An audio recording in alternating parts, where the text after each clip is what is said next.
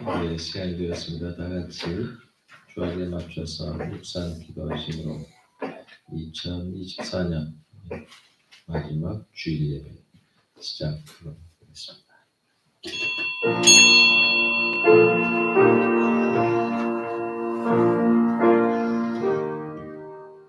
주께서 행하신 일을 주의 종들에게 나타내시며 주의 영광을 그들의 자손에게 나타내소서. 주 우리 하나님의 은총을 우리에게 내리게 하사 우리의 손이 행한 일을 우리에게 견고하게 하소서. 우리의 손이 행한 일을 견고하게 하소서. 2024년 한 해 동안 저희들을 눈동자처럼 지켜주신 참 좋으신 아버지 하나님, 죄악의 길을 벗어나 길이요 진리요 생명의 길로 가도록 인도해 주신 은혜에 감사합니다. 1년 동안 저희가 저들은 가증스러운 죄악의 씻음을 받고 2025년 새해를 맞이할 수 있는 감격을 안고 저희 전 생애가 오직 주님 보시기에 좋은 열매 맺게 하시옵소서. 주님 앞에 고개 숙인 모든 자녀들을 축복하시며 성령의 뜨거운 불로 거듭남의 역사가 있게 하여 주옵소서. 예수님의 이름으로 기원하옵나이다. 아멘. 찬송가 43장.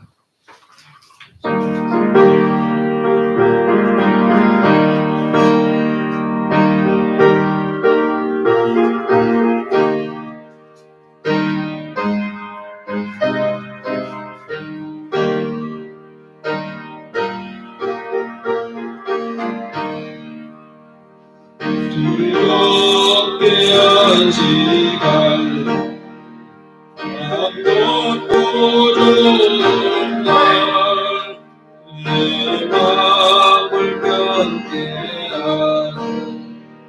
즐겁고 기쁜 날 이 나의 사랑하민 아버지 앞에서 참되신 성인체 다 찬송 부르니 이 날의 하늘에서 새 양식 내리네 선배로 보이라 목소리 울리네 모두에게 밝은 빛은 온 세상 비치며 또 영생 불이 흘러 시간대 하시네 이여인 얘기로 새해에 일어서 영원히 쉬는 곳 나 올라가지가 속독에 정리하고 손가와 또 손가 참되신 성인체 다 찬송 부르세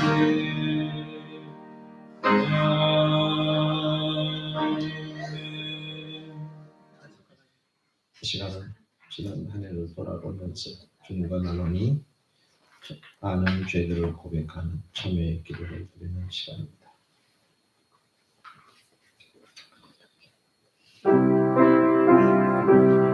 올해 마지막 주일 한 해를 마무리하는 시간에 우리 자신을 돌아보니 부끄럽기 짝이 없습니다.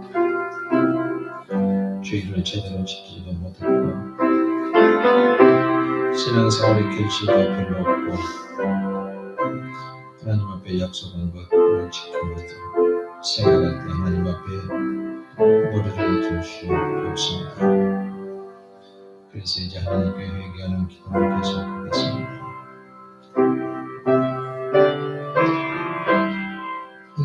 마지막을 결산해서 하는 대로 심판하시는 하나님, 지난 51 주간을 마무리하며 돌아보며 1년 동안 받은 하나님의 은혜에 무한 감사를 드립니다.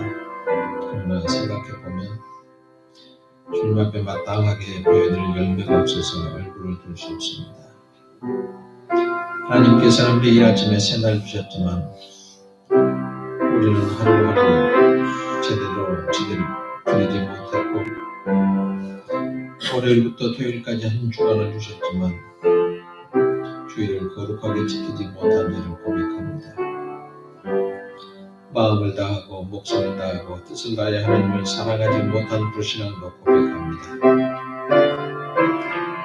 우리들의 삶의 내용을 정확한 저울로 달아보시는 하나님, 하나님께서 우리의 지난 한 해 동안의 삶을 저울에 달아보실 때 과연 충실한 열매로 주님의 곳간에 들어가게 될지 아무리 생각해도 너무나 모자랄 것으로 한없이 두려운 죄책감을 고백합니다. 때때로 우리는 하나님 앞에서 결산의 필요성을 깨닫지 못하고 그냥 어영부영 그저 되는 대로 적당하게 생활한 허물을 고백합니다.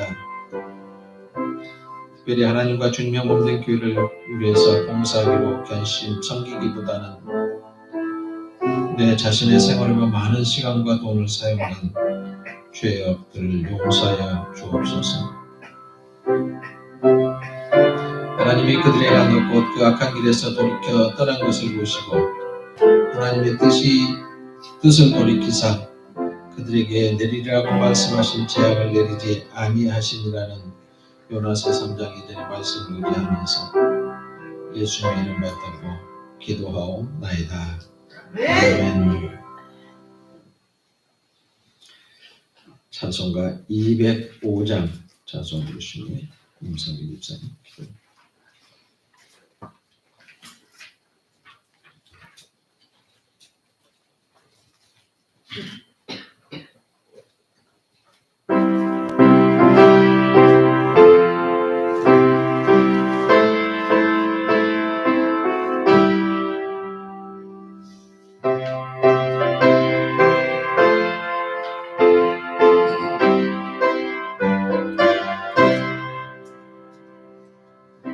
예수 크신 사랑을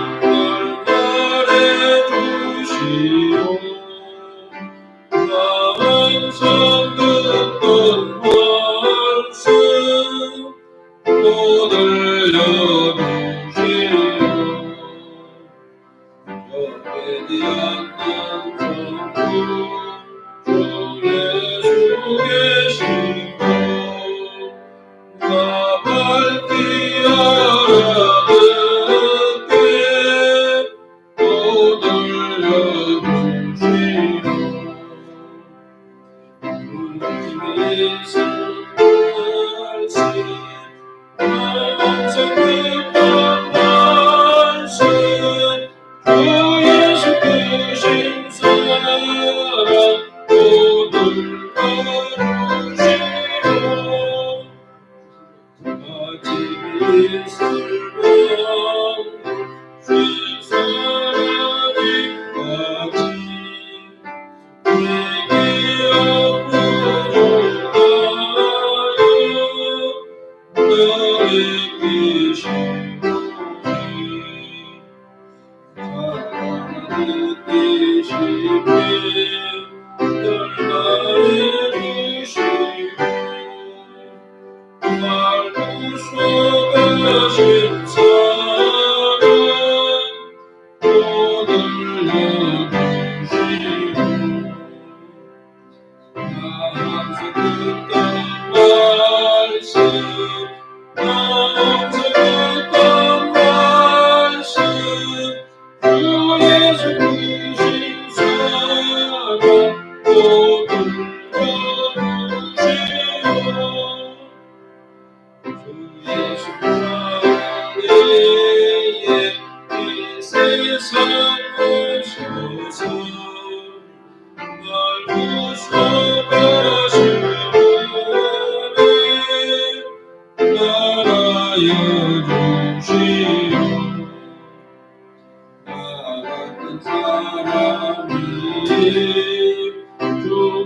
자녀를 향해 이곳으로 말씀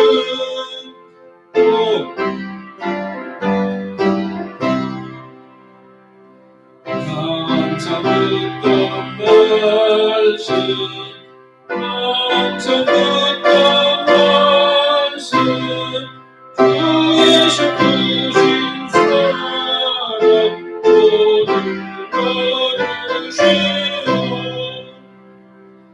이 세상 앞에 영광 날 위협할 때에 예수 크신 사랑 늘 들려주시오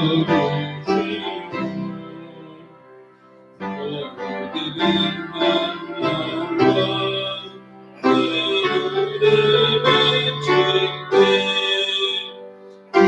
예수 크신 사랑 들려주시오 난 평생 듣던 말씀 난 평생 듣던 말씀 주 예수 크신 사랑 오늘 들려주시오 저희 모든 인생의 주인 되시며 세상 만물과 역사를 주관하시고 다스리시는 하나님, 2024년 한 해도 저희를 안보하시고 은혜 가운데 인도하심에 감사드립니다. 한 해의 마지막 주일 마음과 정성을 다하여 경배와 찬양을 들려드리오니 받으시고 함께하여 주옵소서. 사랑의 주님, 2024년 한 해 동안에도 주님의 은혜 가운데 살도록 주님의 손으로 우리를 붙들어 주신 하나님의 사랑에 감사를 드립니다. 지난 한 해를 뒤돌아보면 주님을 떠나 세상 속에서 방황하고 욕심에 사로잡혀 살아왔습니다. 하나님 아버지, 25년에는 탕자와 같은 저희들이 하나님의 품으로 돌아오게 하옵시고 각기 제 갈 길로 가던 양과 같은 저희들이 영혼의 목자 되신 주님께로 돌아오게 하옵소서. 또한 우리의 호흡을 날마다 도우시고 하나님을 찬양하게 하심도 감사드립니다. 한 해를 마무리하는 가운데에도 주님의 성전에서 하나님을 예배하게 하시니 진심으로 감사를 드립니다. 나라의 주인 되시는 하나님, 계엄 선포 이후 국민의 마음이 불안하고 분열되어 있습니다. 대통령 탄핵 절차의 과정으로 인하여 나라가 매우 혼란스럽고 갈등 가운데 있습니다. 이럴 때일수록 우리 교회와 한국교회가 주님이 일하실 수 있도록 기도하게 도와주시옵소서. 정치인들이 하나님을 두려워하게 하시고 회개하며 정직한 마음이 되도록 역사하여 주시옵소서. 은혜 좋은 하나님, 저희의 복된 일터이자 행복해야만 하는 이들이 거주하는 행복한 세상 위에도 축복하셔서 감사와 찬양이 넘쳐나는 2025년이 되게 하옵소서. 하나님 아버지, 우리 교회의 가정 그리고 일터에도 주님의 사랑과 평강이 머물게 하시며 모든 순간마다 감사와 찬양으로 채워주는 한 주가 되게 하옵소서. 또한 주의 마음으로 기도하며 말씀 준비하여 단위에 서시는 담임 목사님 말씀 위에 성령의 기쁨을 부어주시옵고 능력을 더하여 주시고 강건하게 하옵소서. 오늘도 예배를 위하여 수고하는 손길들이 있습니다. 그들을 위로하시고 기쁨과 감사를 더하여 주옵소서. 새해에는 모든 성도가 하나님 앞에 즐거운 마음으로 모든 것 드리는 한 해 되길 간절히 바라며 예수 그리스도 이름으로 기도합니다. 아멘.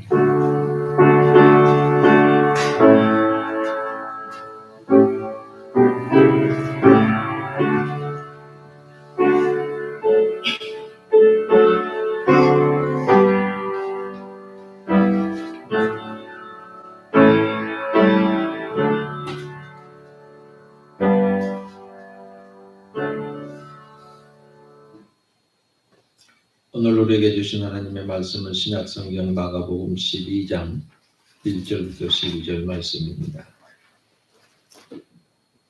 마가복음 12장 1절부터 12절 말씀까지 제가 봉독해 드립니다.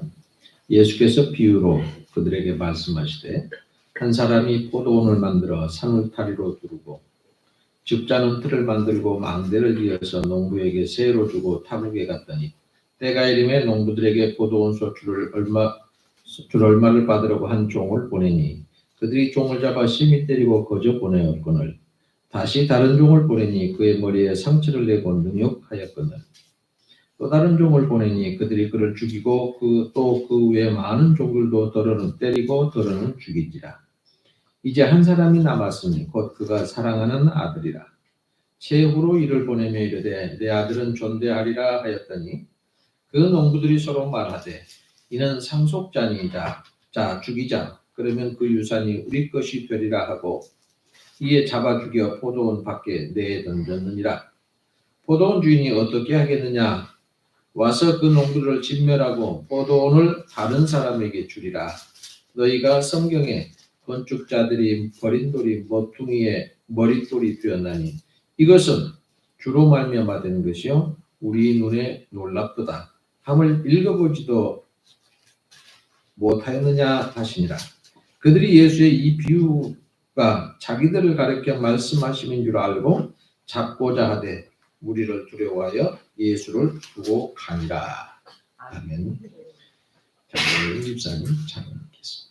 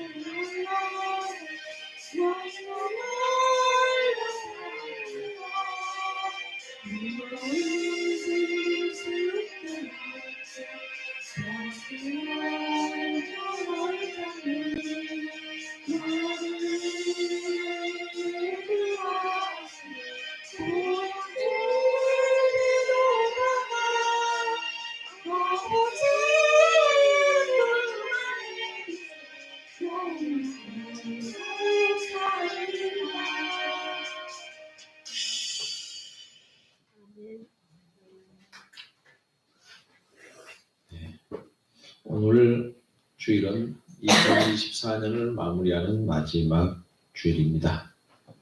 송구영신 예배는 이제 마지막을 보내고 새해를 맞이하는 예배죠. 31일 날 밤에는 송구영신 예배가 됩니다. 여러분은 얘기를 좋아하시나요? 설교를 좋아하시나요?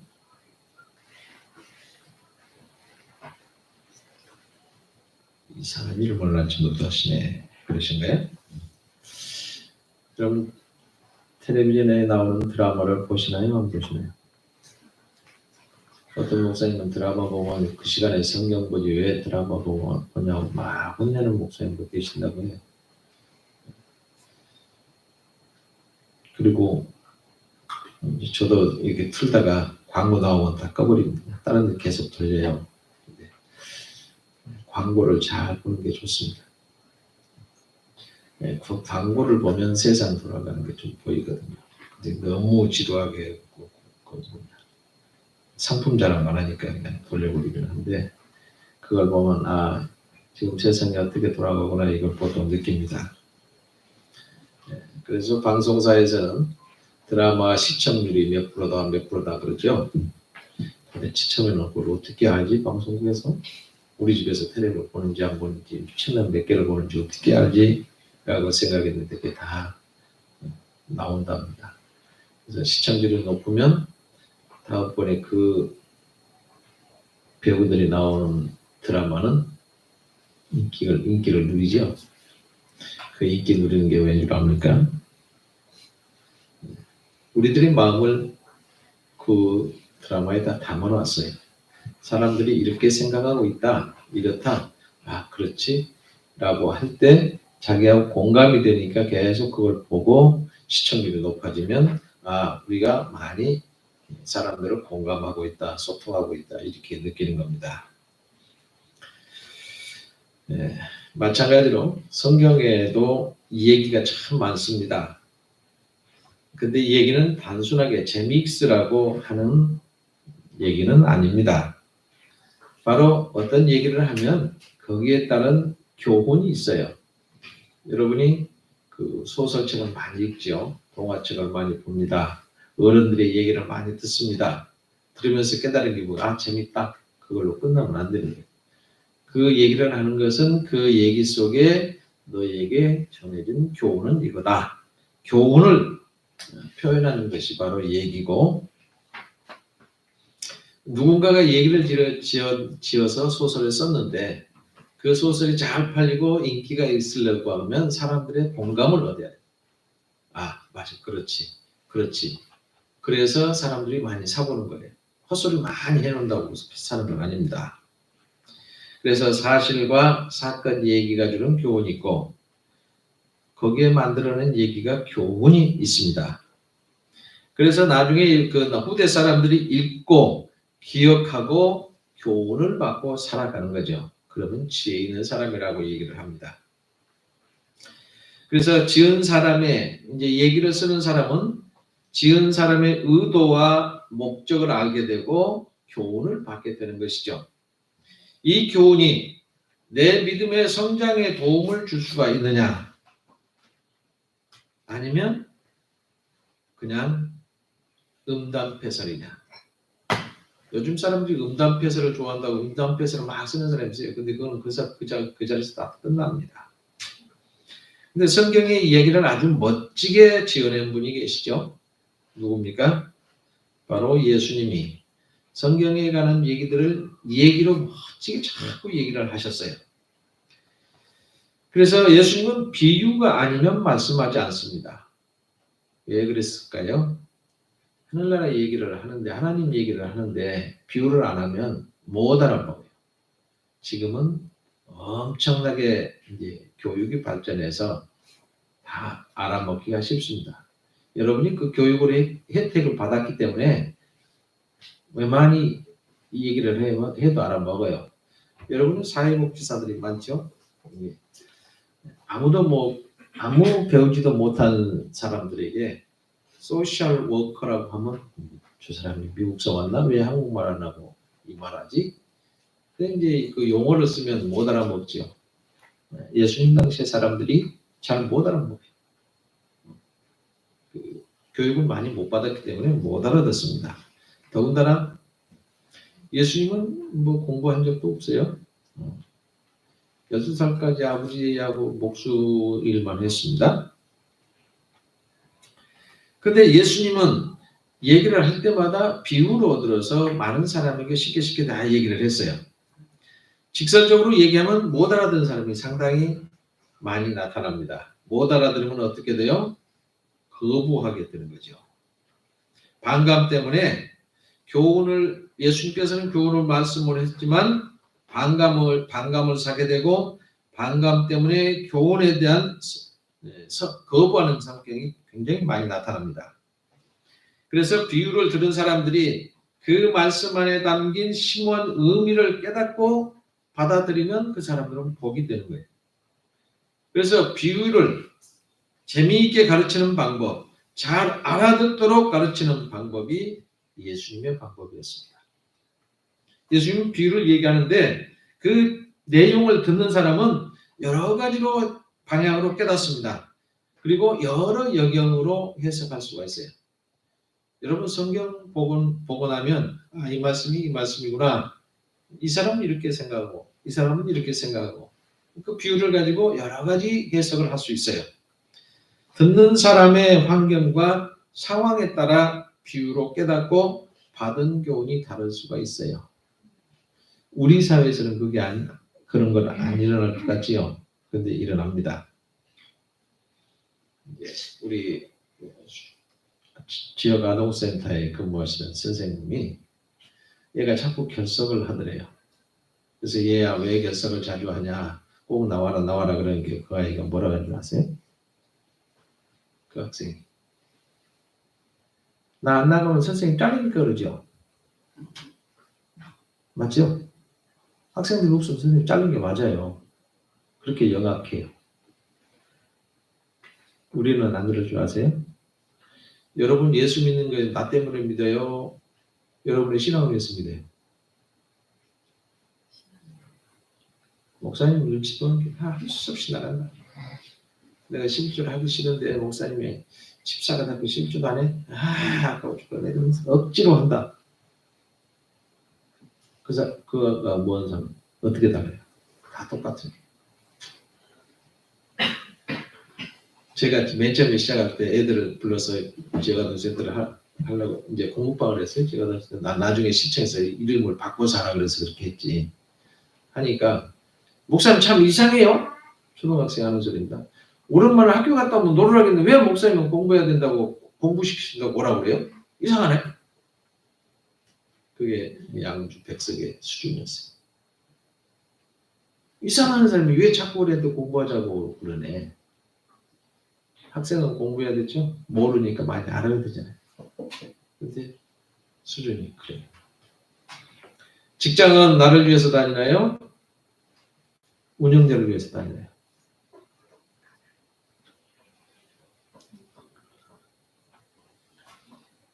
대부분의 어떤 사람들은 내가 담임으로 해서 너희들이 돈 받으니까 까불지 마.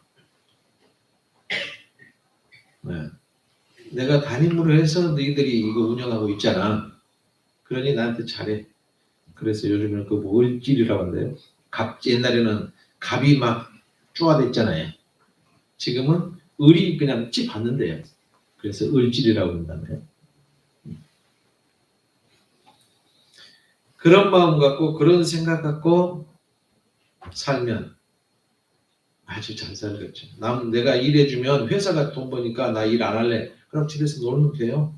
그럼 잘 살 수 있잖아요. 노니까 얼마나 좋아요? 네. 하나만 생각, 둘은 못 생각하는 이런 사고를 갖고 있는 사람이 많았어요. 예수님 당시도 마찬가지입니다. 그런데 왜 예수님이 그냥 하늘나라 얘기만 선포하면 됐지 포도원 비유를 왜 하셨을까요? 이 비유에서 나오는 사람이 주인 나오고 아들 나오고 품꾼 나오고 종 나오죠. 등장인물입니다. 근데 이들이 상징하는 의미가 다 있어요. 주인은 누군가요? 하나님. 아들은 예수님. 종들은 하나님이 보낸 선지자.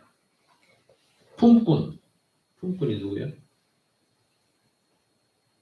포도원을 위탁받은 사람입니다. 관리 좀 해라. 위탁받은 사람입니다. 그러면 저와 여러분 누굽니까? 여기에서 누구예요?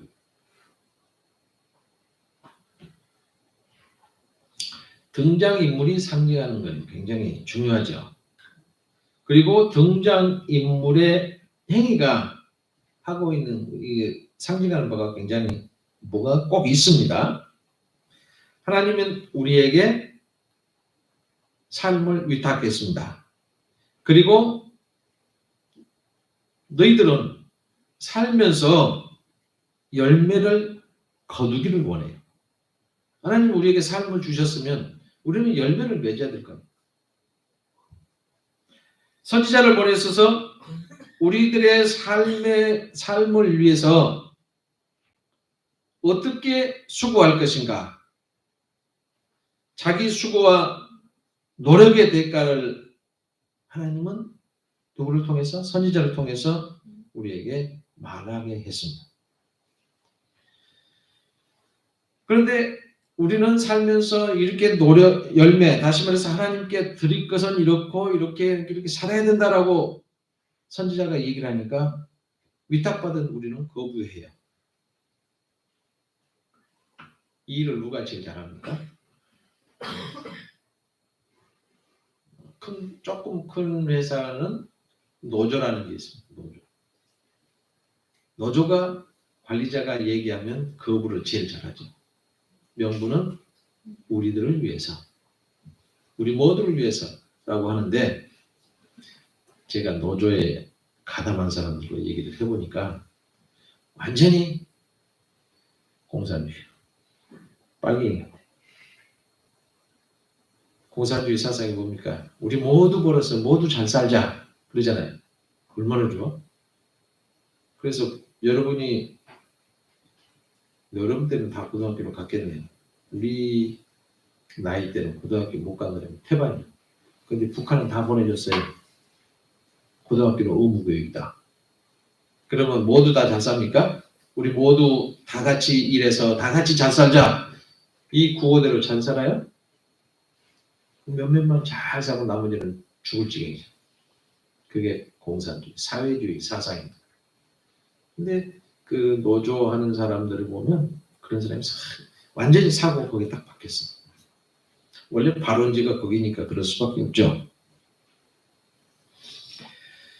그런데 하나님은 자기 아들을 보내셔서 우리에게 삶의 열매보다 더 삶의 모든 것을 다 요구합니다. 그러면 우리들이 해야 될 일은 하나님의 요구에 응답하는 거죠. 근데 사람들은 그거 싫어요. 때문에 우리 예수 믿는 사람들만이라도 그렇게 살면 좋겠는데, 역시 예수 믿는 사람들도 예수님께 모든 걸 드리려고 하지 않습니다. 철저하게 자기 것을 떼놓고 남는 것 정도만 인심 쓰듯 드리려고 합니다. 어떤 사람은 조금 더 내놓기 싫어서 예수님을 애써서 외면합니다. 저 사람 예수쟁이야. 그러면 안 되니까 저 사람은 뭔지 모르겠어 라고 하는 말을 들으려고 해요. 그럴 수밖에 없는 게 예수 믿는 사람들한테 와서, 예를 들어서 집사님들하고 나하고 이렇게 와서 차를 마시고 있어요. 그런데 지나가는 가짜 거지, 요즘에 또 그런 사람 많이 생겼대요. 할머니가 와서 나 1,000원만 줘. 그래서 누가 옆에서 얼른 500원짜리 주더래. 왜 500원 줘? 1,000원 주라니까. 내놓으래. 돌아가면서 다 걷더라고요. 1,000원씩. 그러면 우리는 예수 믿는 사람이 체면이 있어서 어쩔 수 없이 줘야 돼.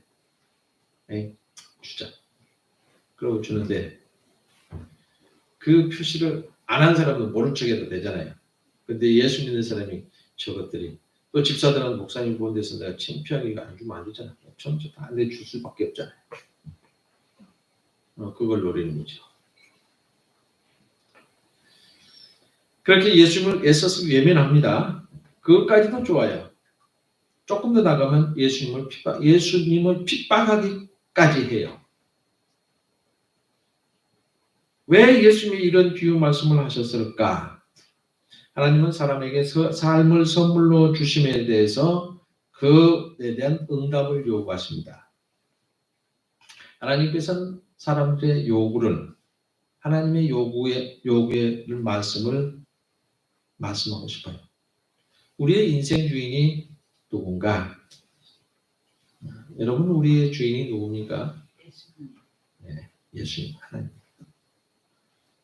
하나님이 우리에게 삶을 주셨으니까 거기서 네 삶을 내게 드려라. 응답받고 싶으시네. 이게 오늘 무슨 말씀을 하고 싶은 거냐? 결산이 꼭 필요하다. 결산의 필요성을 우리에게 알려준 겁니다. 포도원이 품꾼 얘기 들어보세요. 한 사람이 포도원을 만들어서 울타리를 치고 집자는 틀을 만들고 망대를 지어서 이제 누가 와서 훔쳐가지 망대를 지어줬죠. 그리고 그걸 농부에게 새로 주었어요. 포도원을 적당하게 만들고 조금 부족하게 만들고 새를 주고 하는 게 아니라 완벽하게 만들어 놓고 새로 줬어요.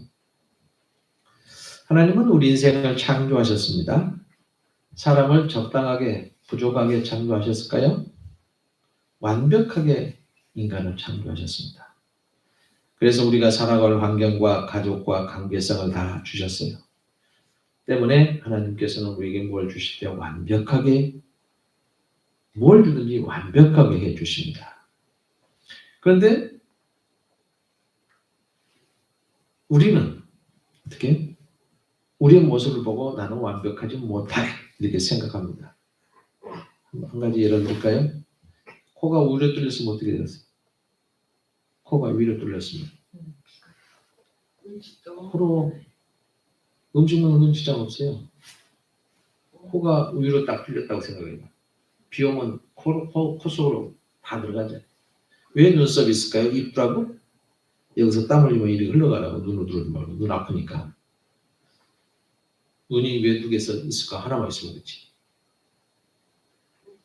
하나만 있으면 왜 두 개 이렇게 있을까요? 귀는 왜 양쪽에 생겼어요? 네. 입은 왜 하나만 있어? 앞뒤로 하나씩 있지. 눈도 앞뒤로 하나씩 생기면 돼요. 완벽하게 만들어놨어요.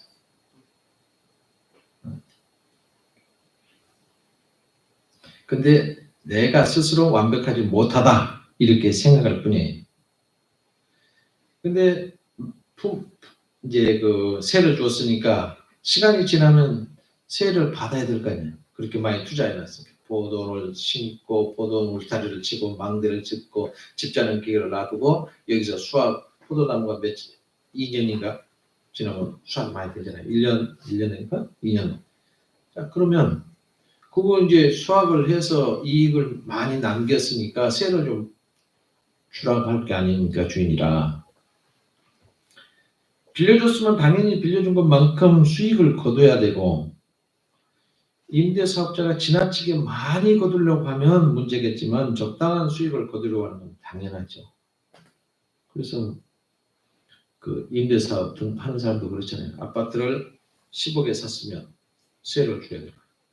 자기가 안 살면 세를 주면 10억에 대한 걸 다 1년에 한 몇 년 벌어서 10억을 다 요구하면 도둑놈이고 조금씩 세 받아서 이자는 어느 정도 충당해야 될 거 아니겠어요?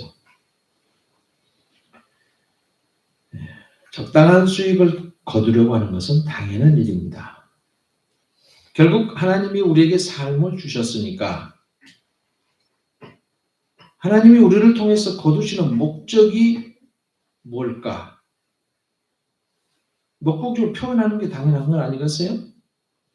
우리의 삶에 대한 결산을 요구합니다. 그래서 오늘 마지막 줄이어서 이 말씀을 드리는데요. 하나님이 원하시는 결산을 하지 않으려고 하는 사람도 있어요. 결산의 대행자를 외면하는 행위입니다. 농부들이 종이 오니까 때리고 못 오게 실컷 때리고 보냈어요. 수치심을 줘서 못 오겠어요. 이건 남의 것을 뺏는 거죠. 부당이득을 취하는 범죄입니다. 하나님의 것을 내 것이라고 하나님이 주신 것을 내 것이라고 뻐기고 자랑하면 결국 우리는 어떻게 돼요? 부당이득을 취하는 죄인이 되는 겁니다.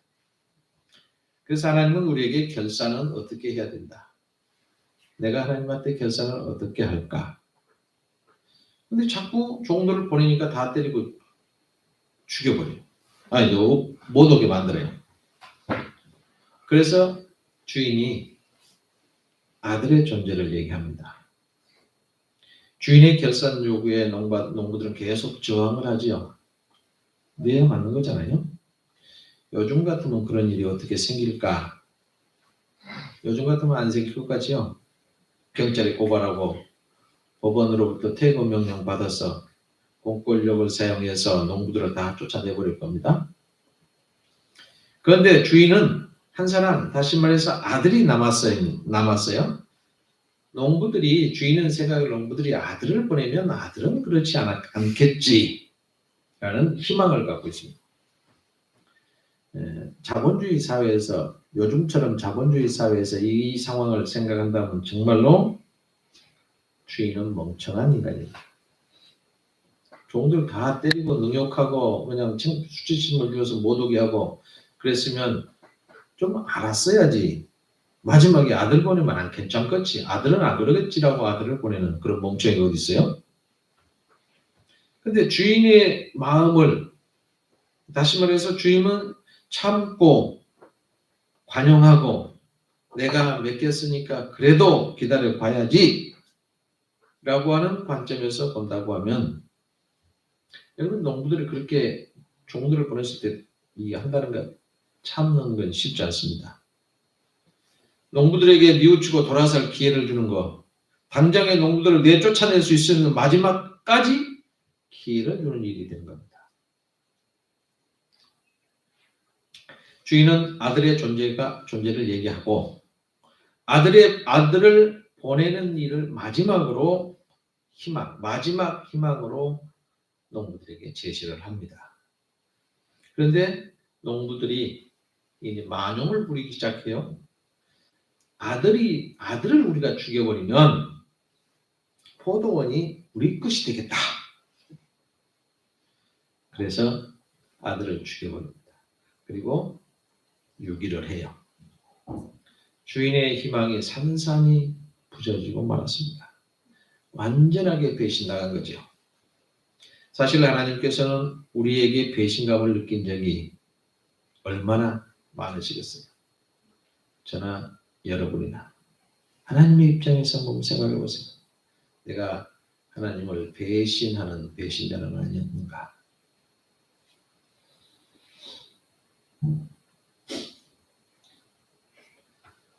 시설을 운영하다 보니까 여러 사람이 근무를 하잖아요.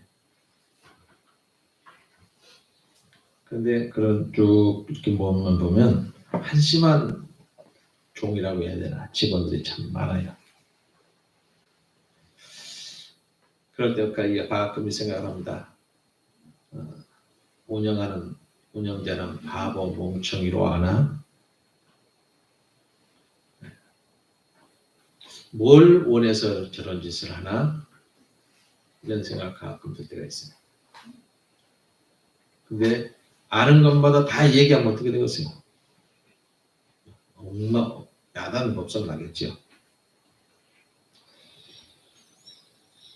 하나님이 우리에게 배신감을 느낀 적은 얼마나 계실까? 배신감을 느끼고 그럼에도 불구하고 참고 우리에게 관용을 베푸시는 하나님이십니다. 아들을 보내셔서 하나님의 희망을 말씀하십니다.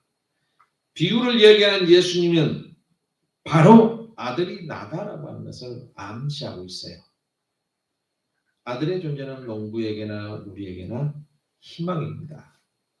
마지막 희망을 놓쳐버린다고 하면 어떤 결산도 할 필요가 없습니다. 희망을 우리가 잊어버리면 결산할 필요도 없죠. 여러분 가정에서 올해는 이렇게 우리가 많이 적자가 났네. 내년에 이렇게 살아야지 라고 생각하고 결산을 해보죠. 이제 이렇게 살았을 때 다음 달 설만 세워 죽자. 그럼 결산할 필요도 없고 계획을 세울 필요도 없어요. 그냥 살다가 언제 죽자 약속했으면 그만 죽으면 돼요. 그렇게 사는 건 아니잖아요. 그런데 이 비유에서 마지막 심판을 얘기하고 계신 예수님을 보게 됩니다. 아들의 존재마저도 부정하고 아들을 죽여버린 농부는 누굴까요? 예수님 당시에는 유대인들입니다. 오늘날로 말하면 아들이신 예수님을 무시하고 지 맘대로 살아가는 우리가 그 사람일 수 있어요. 예수님을 외면하고 하나님 주신 인생의 주인이 나다라고 생각하는 사람. 세상의 모든 사람은 인생은 내 거야. 이렇게 생각하고 사는 사람. 우리 인생의 주인이 하나님인데 인생의 주인이 자기라고 생각하고 삽니다. 그러니까 내 인생의 주인은 나다라고 하니까 하나님의 소유를 뺏는 일이고 마지막 결산의 희망인 아들을 외면했으니 아들을 죽인 것. 이 정도 되면 주인이 어떻게 해요? 군대를 동원해서 싹 가져가서 싸그리 쓸어버릴 수 있습니다. 보돈을 확보해서 다른 사람에게 바로 줄 수 있습니다. 만약에 내가 하나님을 외면하고 아들을 끝까지 거절하고 끝까지 살면 어떻게 될까?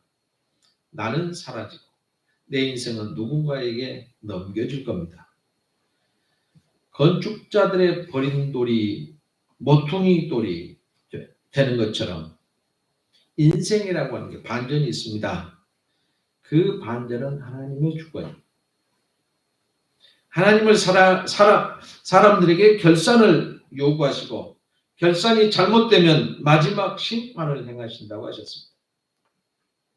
예수님의 심판 예고를 무시하지 마십시오. 본문에 보면 예수님의 비유를 듣는 사람들은 자기들에게 하는 말이라고는 생각하고 어떻게 해요?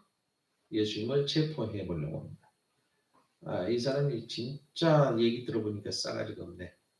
아마 그랬던지 양심이 찔려서 아예 이 사람 말 못하게 없애버리자. 체포하려고 해요. 그런데 예수님 말씀에 목말라 사람들이 두려워서 그 짓을 하지도 못해요.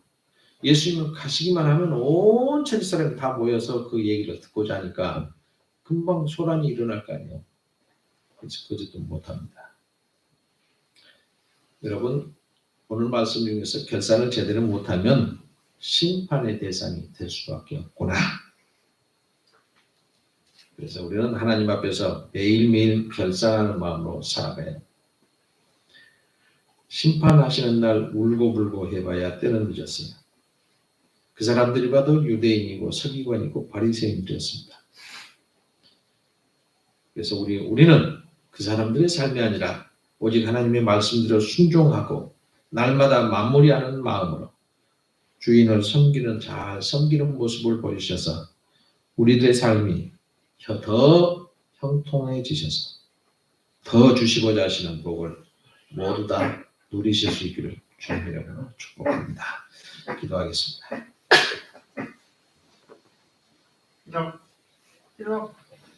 사람들의 생각과 행동과 일거수일투족을 모두 다 보고 계시는 하나님 아버지, 한 해를 마무리하면서 자신을 결산할 수 있는 시간 갖게 하시니 감사합니다.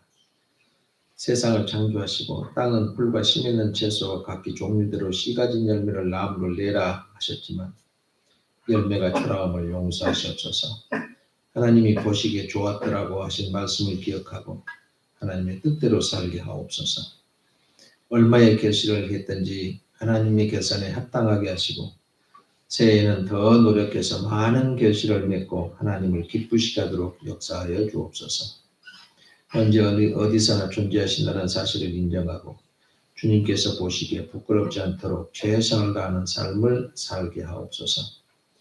역사의 마지막 날 주님께서 재림하셔서 인간들을 심판하실 때 잘했다, 착하고 충성된 종아, 네가 적은 일에 충성하였으면 내가 많은 걸 내게 맡기리니 네 주인의 즐거움에 참여할지어다는 말씀을 우리 모두 다 듣게 하여 주옵소서.